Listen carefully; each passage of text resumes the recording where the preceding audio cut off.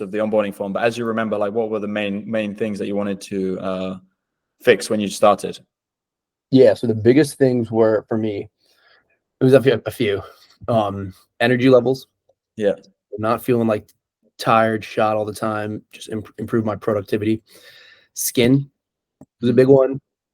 Hair. I felt like my hair was falling out, at least on the sides a little bit. Testosterone and sex drive. Yeah. So a full Monty of Yeah. of things that you would like to improve or wanted to improve at the time. Okay. So, and then if I mean, and specifically, this was one of the things I remember because you were telling me that you were doing sales at the time. Maybe you still are. Yep. So I'm Yeah. still doing a little So bit that more. was also something that you felt like it was important for your ability to be productive in your job. Is that right? Correct. Okay. And so, yeah, if we just go through each of those and how those things are today. So I guess starting with obviously energy was the main, or one of the main things at least. How did that evolve over a few months? I mean, it's been a while since we started, maybe 6 months now, but how's that evolved since then? So I think energy was probably the quickest one to turn around. Nice.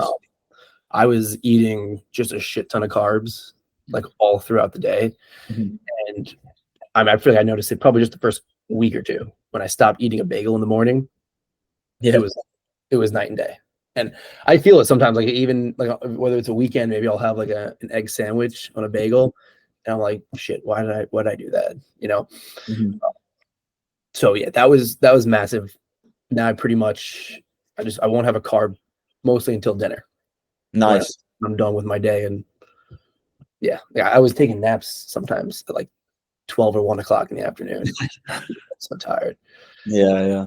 I can imagine. Yeah, because obviously carbs is one thing that is something that anyone can actually do that would typically improve their energy levels, but it seemed like it was really crucial for you. So I wonder, perhaps you had some kind of allergy to gluten, perhaps, or there's something in specific because you gave bread or bagels as an example. So it made me think there's maybe something specific that you had some kind of intolerance to that specific foods.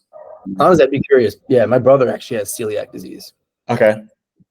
I've never been tested for it, but yeah, it's definitely possible. And maybe it also goes hand in hand with my skin. At least the last couple months, my skin has definitely improved. In terms of breakouts, I used to break out a lot more. Now I feel like I break out if it's more physical. It's like even something like Stress or not even stress for sure.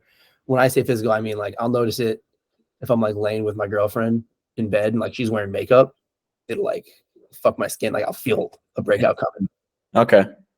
Yeah. So something external as opposed to internal that's causing the reaction of the skin breakout. Yeah. Interesting. Yeah. I haven't had raw milk in probably like a month and a half, but I have an order literally sitting in my car right now. But when I was doing that, I also just felt, I guess, energy one, but I don't know, I felt more. My skin just felt cleaner. Mm-hmm. I don't know if it was toxins or what it was, or what it is, but I also felt like that had an impact on my skin. I used to cut off the fat on meats. Yeah. Now I'm getting better at it. It was definitely a little bit slower. My taste buds were always a little all over the place, but I'll like suck on the fat. A lot of time I'll still eat a lot of the fatty parts of the meat. And again, I do feel it's like I just feel cleaner when I do that. Nice. So you mean to say that you felt like you had it was a taste thing or more of a psychological thing of like fat is bad, so we can't eat that? A little bit of both. Yeah. They go hand in hand usually. That you feel some mental disgust at the idea like, oh, this is gonna clog my arteries and give me a heart attack. Yeah. Exactly. My dad has the same thing, so I understand that. Okay, nice. So yeah, I mean now you were talking about on the skin side. So what kind of timeline did that take for you to see some kind of improvements in? I would say for the skin specifically, about 3 months. Okay. 2 to 3 months. Took a little longer for the skin. Yeah. Interesting. Sometimes that happens. It depends, because if it's acne, that can take a while. Sometimes that can take, like you're saying, a few months. But if it's dry skin conditions, usually those are quite quick, because the remedy for the dry skin is usually just eating a lot more fat but digesting it as well. So in your case, with the breakout, sometimes that can take a bit longer. So yeah, that doesn't necessarily surprise me there. That could have taken a little longer. And there was also to note for data wise, like I was inconsistent at certain points, even throughout the 3 months. So when I would travel for a week or 2 weeks, I would not be on the diet as well. Yeah. But I think that also the biggest thing is just being more cognizant of not putting shit into my body. So you know, even the last couple of months, I haven't had a lube formula probably in like 2 months now.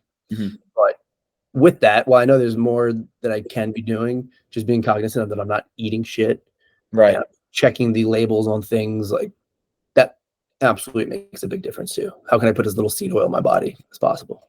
Yeah, I understand. Okay, so you're saying that because you started the program, you became more interested in or paid more attention to what you're consuming. So it's not just, so you're avoiding bad stuff as well as consuming the things that obviously we would recommend, like you said, the lube and things like that.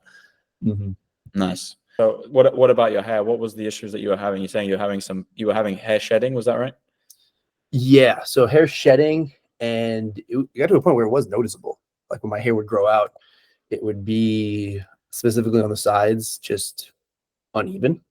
You mean like patchy or thinning almost? Like visibly thinning. Okay. Yeah, visibly thinning, I would say. And I'm trying to think when I noticed that it stopped thinning. I would probably say right around the same timeline, like 2 to 3 months.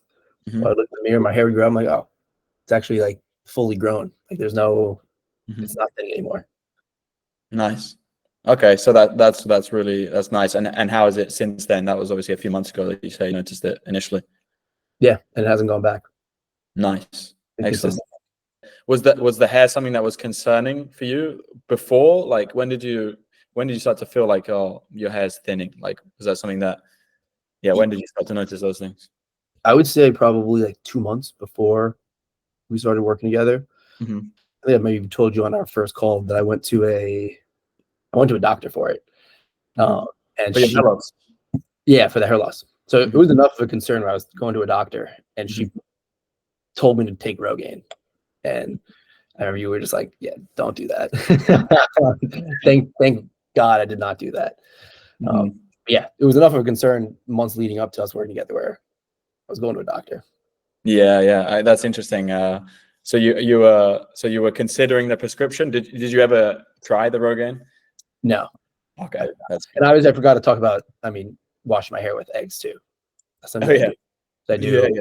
I don't wash my hair that often. I'll probably wash my hair like once a week, maybe once every couple of weeks, honestly.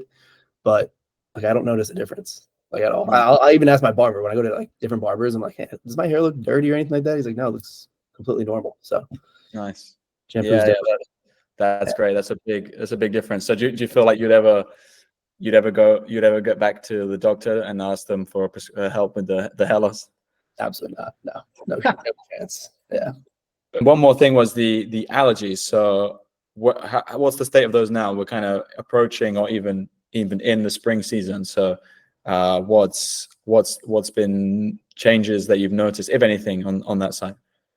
Yeah. So historically, when I was in New York, my allergies were always really bad. When I was in California, not as bad. I don't know if it was just not as much pollen. I'm allergic to dust, pollen, cats. I went to Florida like 2 or 3 weeks ago, maybe like a month ago now.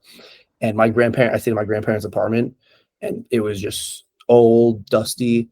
So when I was there, my allergies were like kicking me in the ass. I couldn't breathe out of my nose. All this, it was just horrible. But since I've been back outside of that 1 week, knock on wood, like I don't know why, but my allergies haven't been impacting me. My older brother, who I usually have worse allergies out of all my brothers, but his allergies the last like 2 weeks specifically have been really bad. I'm sitting here almost like, I don't want to say waiting for it to get to me, but I haven't. It hasn't touched me yet. I haven't taken bee pollen since the first few weeks. So I don't know if it's my diet or what it is, but for right now, my allergies have been rock solid. Excellent. Yeah, I don't think it's coming. You say you feel like you're waiting for it to come. It shouldn't. Basically, obviously, maybe if you go into a really extreme environment, like you were saying, you're dusty, a home which is extremely dusty, maybe anyone would perhaps have struggle breathing in those situations. But yeah, you shouldn't. So long as adhere to what we're saying half the time or whatever, or more, obviously. Is it the diet that also impacts it? Oh, the diet is like, it's everything. There's some kind of toxicity there, that the increase in bacteria from the nutrition and the foods, obviously the milk, etc. That should feed on some of the toxicity that's even triggering the allergies. So yeah, like